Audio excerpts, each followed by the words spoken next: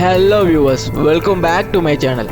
சென்னை சிட்டியே பரபரப்பாக போயிட்டு இருக்கிற அந்த டைமில் யாசர்பாடி அப்படின்ற ஒரு ரயில்வே ஸ்டேஷனில் இருக்கிற குப்பை தொட்டியில் ஒரே ஒரு கார்பேஜ் பேக்கை மட்டும் அங்கே இருக்கிற நாய்ங்க அதை சுற்றிட்டு இருக்கிறத பார்க்குறாங்க.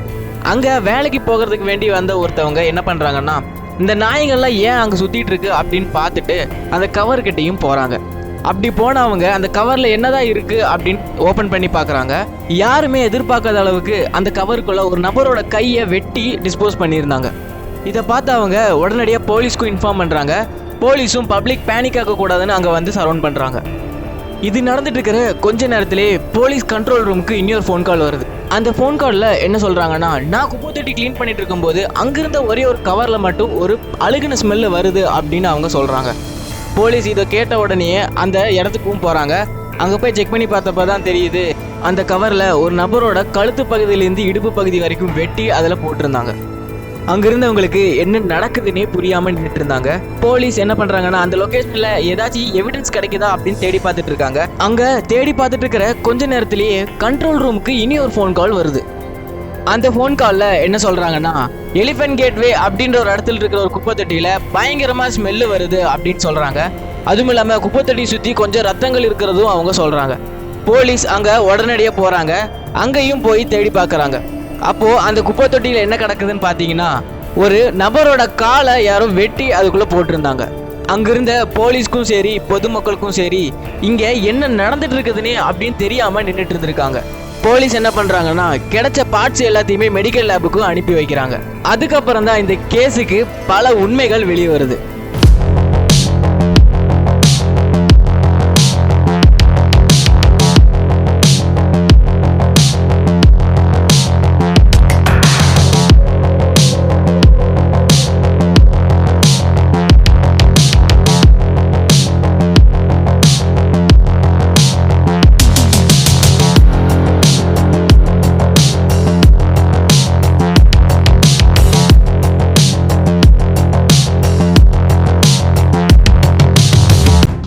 மெடிக்கல் லேப்ல இருந்து ரிப்போர்ட்ஸும் வருது. அதில் என்ன சொல்கிறாங்கன்னா, இந்த 3 பாகங்களுமே ஒரு நபரோட தான் அப்படின்னு சொல்கிறாங்க.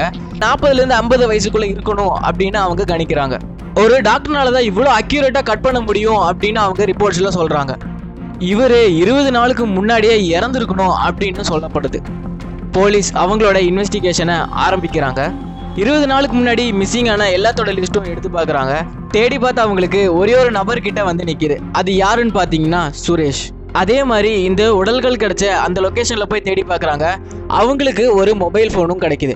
அந்த மொபைல் ஃபோன் யாருதுன்னு செக் பண்ணி பார்க்குறாங்க. அது சுரேஷோட தான் அப்படின்னு கன்ஃபார்ம் பண்ணுறாங்க. நெக்ஸ்ட் ஸ்டெப் என்ன எடுக்கிறாங்கன்னா, அங்கிருந்த ஹாஸ்பிட்டல்ஸ் எல்லாத்துலேயுமே இன்வெஸ்டிகேஷன் பண்ண ஆரம்பிக்கிறாங்க. ஆனால் அவங்களுக்கு எந்த ஒரு க்ளூவும் கிடைக்கல. இந்த இன்சிடென்ட் பார்த்தீங்கன்னா சென்னை மக்களுக்கு பயங்கர பயத்தையும் உண்டாக்குச்சு. போலீஸ்க்கும் ப்ரெஷர் ஜாஸ்தி ஆகிட்டே போயிட்டு இருந்திருக்கு. எவ்வளோ சீக்கிரம் அந்த குற்றவாளியை கண்டுபிடிக்கணுமோ அவ்வளோ சீக்கிரம் குற்றவாளியை கண்டுபிடிக்கணும் அப்படின்னு மேலிடத்துலேருந்து ஆர்டரும் போடுறாங்க. நெக்ஸ்ட் ஸ்டெப் என்ன எடுக்கிறாங்கன்னா, சுரேஷோட கால் லாக்ஸை செக் பண்ணி பார்க்குறாங்க. லாஸ்ட்டாக இவருக்கு யாரை கான்டாக்ட் பண்ணியிருக்காங்க அப்படின்னு பார்க்குறாங்க.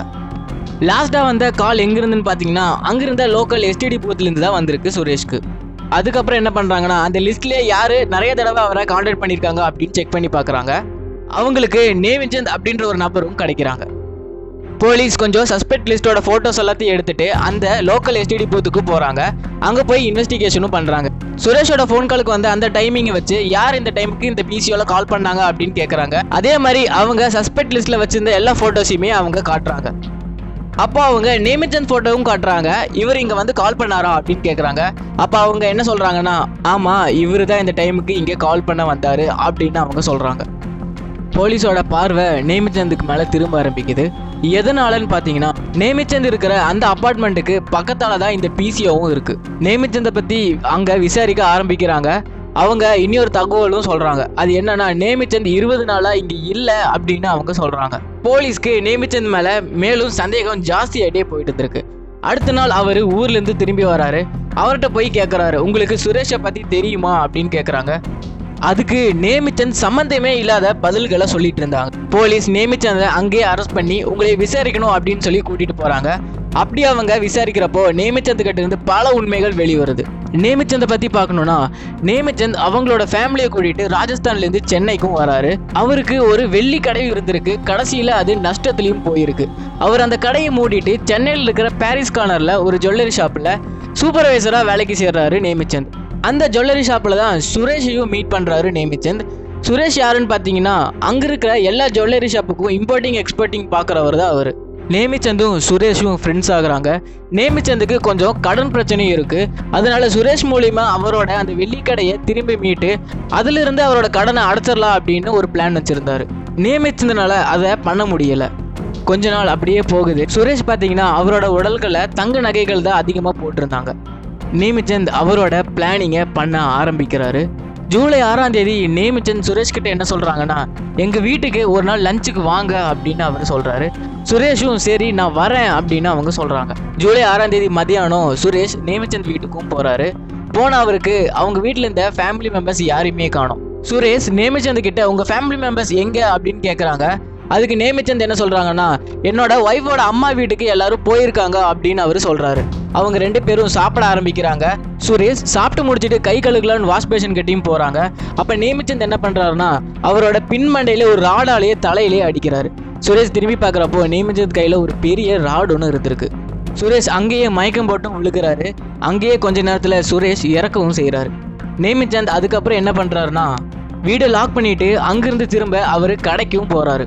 கடைக்கு போன அவரு 6 மணிக்கு மறுபடியும் வீட்டுக்கும் திரும்புறாரு. அப்படி திரும்பின நேமிச்சந்த் அவர் கையில ஒரு ஷார்ப்பான ஒரு கத்தியும் வச்சிருந்தாரு. அவரு வீட்டுக்குள்ளேயும் போறாரு. சுரேஷ் இறந்ததை கன்ஃபார்மும் பண்றாரு. அதுக்கப்புறம் அவரு கொண்டு போன அந்த கத்தியாலேயே சுரேஷை கட் பண்ணவும் ஆரம்பிக்கிறாரு. கட் பண்ணி தனித்தனியா ஒரு கவர்ல போட்டும் வைக்கிறாரு. நேமிச்சந்த் அந்த பேகை எடுத்துட்டு கிளம்பவும் ஆரம்பிக்கிறாரு. கிளம்புன அவரு ஒவ்வொரு ஏரியாலையும் அதை தூக்கி வீச ஆரம்பிக்கிறாரு. திரும்ப அவர் வீட்டுக்கும் வராரு. வந்து அவரு வீடை கிளீன் பண்ணவும் ஆரம்பிக்கிறாரு. வீட்டை ஃபுல்லாமே அவர் கிளீன் பண்ணி முடிக்கிறார். எதுவுமே நடக்காத மாதிரி போய் தூங்கவும் ஆரம்பிக்கிறார். அடுத்த நாள் பார்த்தீங்கன்னா நேமிச்சந்துக்கு பயங்கரான ஃபீவர். அவர் அதுக்கு அடுத்த நாள் ஹாஸ்பிட்டல்லையும் போய் அட்மிட் ஆகுறாரு. 2 நாளில் அவர் அங்கேருந்து கியூர் ஆகுறாரு. அதுக்கப்புறம் அவர் சொந்த ஊருக்கான ராஜஸ்தானுக்கு கிளம்பவும் செய்கிறாரு. ராஜஸ்தானுக்கு போன நேமிச்சந்த் தன்னோட ஃப்ரெண்டை கொன்னுட்டேன்னு சொல்லிட்டு எந்த ஒரு குற்ற உணர்ச்சியுமே இல்லாமல் சந்தோஷமாக இருந்திருக்காரு. நேமிச்சந்த் அவங்களோட ஃபேமிலி மெம்பர்ஸ் அங்கேயே விட்டுட்டு 20 நாள் கழிச்சு திரும்பவும் ரிட்டர்ன் ஆகுறாரு. அவர் அங்கிருந்து கோயம்புத்தூர் அதே மாதிரி 2-3 இடத்துக்கு போயிட்டு திரும்ப அவரோட அப்பார்ட்மெண்ட்டுக்கும் வராரு. அப்படி அவர் அப்பார்ட்மெண்ட்டுக்கு திரும்பி வரப்பதான் போலீஸ் அவங்களையே அங்கேயே அரெஸ்ட் பண்ணாங்க. போலீஸ் என்ன கேட்குறாங்கன்னா, எதனால இதை பண்ணீங்க அப்படின்னு கேட்குறாங்க. அதுக்கு நேமிச்சந்த் என்ன சொல்றாங்கன்னா, சுரேஷ் கழுத்துல அன்னைக்கு 2.5 கிலோ தங்கம் போட்டிருந்தாரு. அதோட ஒர்த்து பார்த்தீங்கன்னா 30 லட்சம் வரைக்கும் இருக்கும் அப்படின்னு அவர் சொல்றாரு. அந்த தங்கத்தை எல்லாம் எடுத்துட்டு என்னோட கடனை அடைச்சிடலாம் அப்படின்னு நினச்சிருந்தேன் அப்படின்னு அவர் சொல்றாரு. அந்த தங்கமெல்லாம் என்ன பண்ணீங்க அப்படின்னு கேட்குறாங்க. அவரோட ஃப்ரெண்டு கிட்ட கொடுத்துருக்கேன் அப்படின்னு அவர் சொல்றாரு. போலீஸ் அவரோட ஃப்ரெண்டையும் அரெஸ்ட் பண்றாங்க. அதுக்கப்புறம் அவர்கிட்ட இருந்த அந்த நகைகளையும் வாங்குறாங்க. போலீஸ் நேமிச்சந்த் கிட்ட முக்கியமான ஒரு கேள்வி ஒன்று கேட்குறாங்க.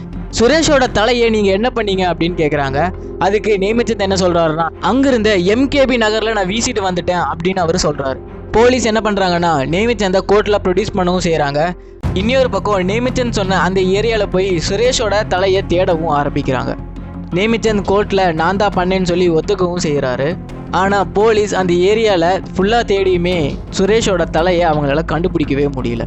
சுரேஷோட உடல்கள் கிடச்ச 25 நாட்களுக்கு அப்புறம் தமிழ்நாடு போலீஸ் குற்றவாளியை கண்டுபிடிக்கவும் செய்கிறாங்க. அதே மாதிரி அவங்களே ஜெயிலுக்கும் அனுப்புகிறாங்க. 2009 காணாமல் போன சுரேஷோட தலையை மட்டும் இப்போ வரைக்குமே போலீஸ்னால கண்டுபிடிக்க முடியல. இந்த வீடியோ உங்களுக்கு பிடிச்சிருந்தா ஒரு லைக் கொடுத்துருங்க. நம்ம சேனலை மறக்காமல் சப்ஸ்கிரைப் பண்ணிடுங்க. இனி ஒரு இன்ட்ரெஸ்டிங்கான வீடியோவில் உங்களை நான் மீட் பண்ணுறேன்.